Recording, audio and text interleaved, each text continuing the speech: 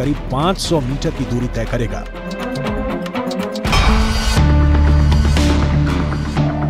साफ है, महज 26 किलो वजन वाला प्रज्ञान रोवर चांद पर बहुत ही भारी काम करने गया है, बहुत बड़ा काम करने गया है। ये काम चांद की मिट्टी को परखना, चांद की चांदनी को समझना, चांद की शीतलता के कारणों का पता लगाना, जिसे प्रज्ञान अपने विवेक से बखूबी अंजाम देने वाला है।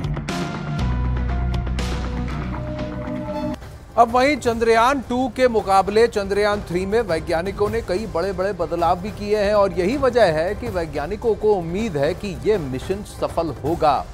सबसे पहली बात, चलिए इसको समझने की कोशिश करते हैं 1 वर्सेस 2 या 2 वर्सेस 3 में क्या फर्क पड़ा है। अब दोनों तरफ अगर आप देखें, मेरे चंद्रयान 2 में टीटीसी एंटीना नहीं लगा था, जबकि चंद्रयान 3 में टीटीसी एंटीना लगा हुआ है।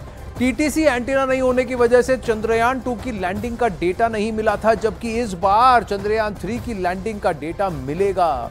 चंद्रयान 2 में लेजर ऑल्टीमीटर नहीं था, जबकि इस बार चंद्रयान 3 में लेजर ऑल्टीमीटर लगाया गया है ताकि वो ऊंचाई भांप सके और फिर स्पीड कंट्रोल कर सके। चंद्रयान 2 में एक सोलर पैनल लगा था, जबकि इस बार चंद्रयान 3 में चारों तरफ सोलर पैनल्स लगाए गए हैं एनर्जी के लिए, बूस्ट के लिए। तो आप समझ रहे हैं कि पहले से ज्यादा इंप्रूव्ड है प्रज्ञान रोवर और स्मार्ट है।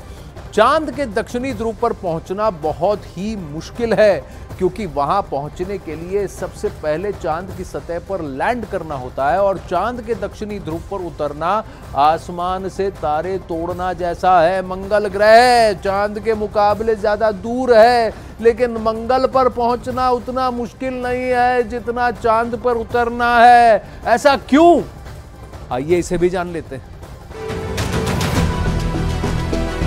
चंद्रमा के दक्षिणी ध्रुव पर सूरज की रोशनी उतनी नहीं पहुंच पाती जितनी चांद के दूसरे हिस्सों पर पहुंचती है। उसके दक्षिणी ध्रुव पर घनघोर अंधेरा रहता है। उसके सतह पर लैंडर का उतरना या फिर अंतरिक्ष यात्री का, दोनों चुनौती से भरा है। इसके अलावा चांद पर पृथ्वी जैसा वायुमंडल नहीं है। वायुमंडल के अभाव में लैंडिंग के दौरान घर्षण पैदा नहीं होता। चांद के वातावरण में घर्षण नहीं होने के चलते स्पेसक्राफ्ट की रफ्तार को कम करना मुश्किल हो जाता है। ऐसे में लैंडर की रफ्तार को कम करने की पूरी जिम्मेदारी उसके थ्रस्टर पर आ जाती है। लैंडर का थ्रस्टर कैसे काम करता है, अब उससे देख लीजिए। सॉफ्ट लैंडिंग के लिए सबसे पहले लैंडर प्रोपल्शन मॉड्यूल से अलग होने के बाद 100 किलोमीटर इंटू 30 किलोमीटर की कक्षा में प्रवेश करता है। इसका मतलब है कि इस वक्त लैंडर चंद्रमा से सबसे दूर 100 किलोमीटर और सबसे नजदीक 30 किलोमीटर होगा। करीब 30 किलोमीटर की ऊंचाई पर लैंडर चांद की सतह पर नीचे जाने के लिए अपने थ्रस्टर्स का इस्तेमाल करना शुरू कर देता है। स्पीड धीमी करने के लिए उल्टी दिशा में थ्रस्टर्स फायर किए जाते हैं और थ्रस्टर लैंडर के रफ्तार को लगातार कम करते चले जाते हैं। लैंडर की रफ्तार में कमी आने के बाद भी लैंडर के सामने अगली चुनौती बनकर सामने आती है चांद की धूल। चांद की सतह को छूते समय लैंडर के थ्रस्टर्स की वजह से चांद की सतह पर जैसे आंधी आ जाती है। इसके चलते चंद्रमा के धरातल पर धूल उड़ने लगती है। इससे लैंडर के कैमरे के लेंस पर धूल जमा होने का डर बना रहता है। ऐसे में धूल जमने की वजह से अगर लेंस ने सही से काम नहीं किया तो गलत रीडिंग की आशंका बढ़ जाती है। अमेरिका के अपोलो 15 के लैंडिंग के इस वीडियो में आप साफ देख सकते हैं कि कैसे थ्रस्टर्स धूल के एक बादल को उड़ा देता है और ये लैंडिंग के खत्म होने के बाद भी कुछ मिनटों तक उड़ता रहता है, सब कुछ धुंधला कर देता है।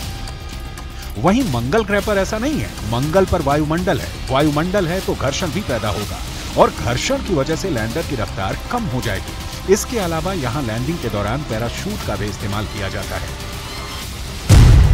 मंगल पर लैंडिंग का सक्सेस रेट 40% है, वहीं चंद्रमा पर लैंड करने का सक्सेस रेट सिर्फ 27% है। मंगल ग्रह चंद्रमा के मुकाबले पृथ्वी से बहुत दूर है, वहीं चंद्रमा मंगल से नजदीक है, लेकिन चंद्रमा की यही नजदीकी वहां पहुंचने में मुश्किल खड़ी करती है। किसी औसत दर्जे के स्पेसक्राफ्ट को मंगल पर पहुंचने के लिए करीब 7 महीने लगते हैं, वहीं चांद पर स्पेसक्राफ्ट सिर्फ 3 से 4 दिन में पहुंच सकता है। ऐसे में अगर चांद की ओर बढ़ता स्पेसक्राफ्ट किसी भी वजह से अपने रास्ते से भटकता है तो इतने कम समय में उसे सही रास्ते पर लाना और सब कुछ नियंत्रित करना बहुत मुश्किल हो जाता है। साफ है, चांद पर पहुंचने के लिए मंगल के मुकाबले टाइम कम है, दूरी भी कम है, लेकिन मुश्किलें ज्यादा हैं। और इन्हीं मुश्किलों से पार पाकर चांद पर उतरना होता है।